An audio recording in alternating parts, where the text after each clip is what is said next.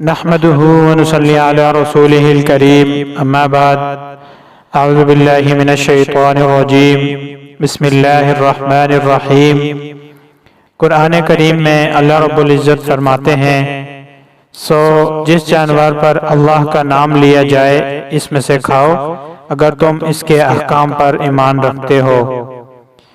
شریعت کے مقرر کردہ اصولوں کے مطابق جانوروں کو ذبح کرنے کو تزکیہ کہتے ہیں، جس کے معنی زکا اور زکوٰۃ کے ہیں۔ زکا کے لغوی معنی آگ بھڑکنا یا بھڑکانا کے ہیں۔ اس طرح جب ایک جانور کو ذبح کیا جاتا ہے تو جانور کی گردن کو مکمل نہیں کاٹا جاتا۔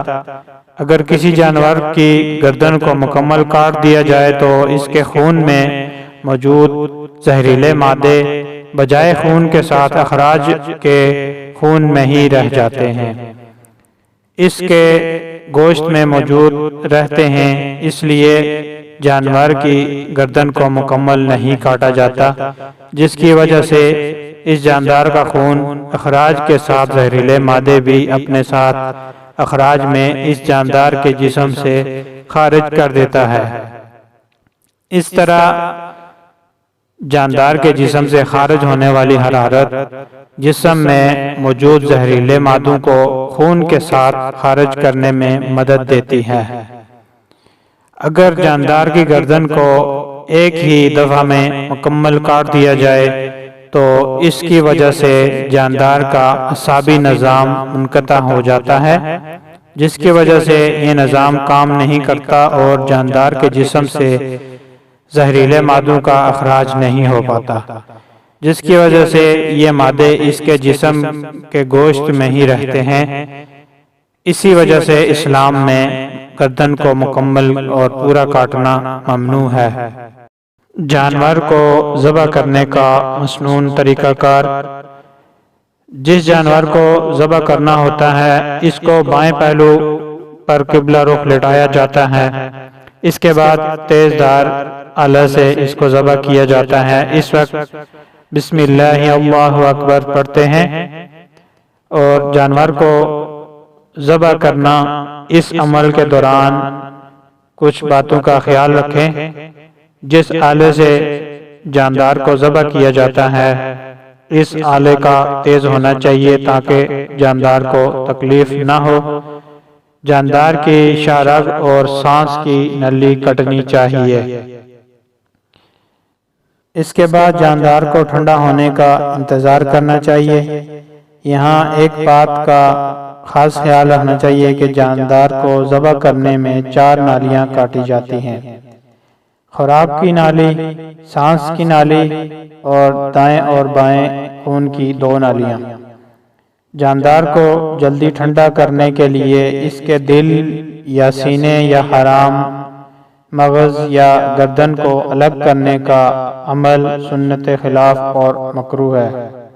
حضرت انس رضی اللہ تعالیٰ عنہ سے روایت ہے کہ نبی کریم صلی اللہ علیہ وسلم نے سینگوں والے 2 مینڈوں کی قربانی کی۔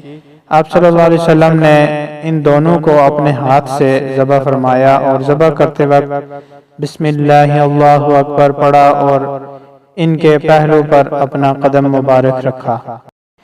جانور کو ذبح کرنے کی کچھ شرائط: جانور کو ذبح کرنے والے کا مسلمان ہونا ضروری ہے، بالغ ہونا ضروری نہیں، البتہ ناسمجھ نہ ہو۔ ذبح کرنے والا بسم اللہ اللہ اکبر پڑھے۔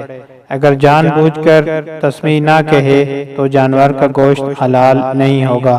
قرآن کریم میں اللہ پاک کا ارشاد ہے، اور اس جانور سے نہ کھاؤ جس پر اللہ کا نام نہ لیا گیا ہو۔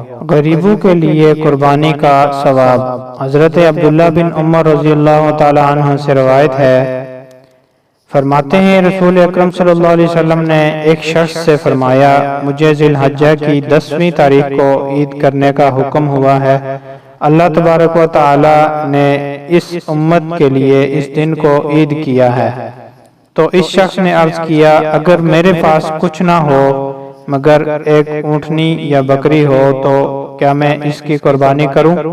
تو آپ صلی اللہ علیہ وسلم نے ارشاد پاک فرمایا، نہیں، کیونکہ ایک ہی جانور ہے، اس کو بھی ذبح کر دے گا تو کام کاج میں تکلیف ہوگی، لہذا اپنے سر کے بال کٹوا کر، ناخن تراش کر اور مونچھوں کے اور زیر ناف بال تراش اور مونڈ لے، اللہ رب العزت کے نزدیک تیری یہی قربانی ہے، تم قربانی کا ثواب مکمل حاصل کر سکتے ہو۔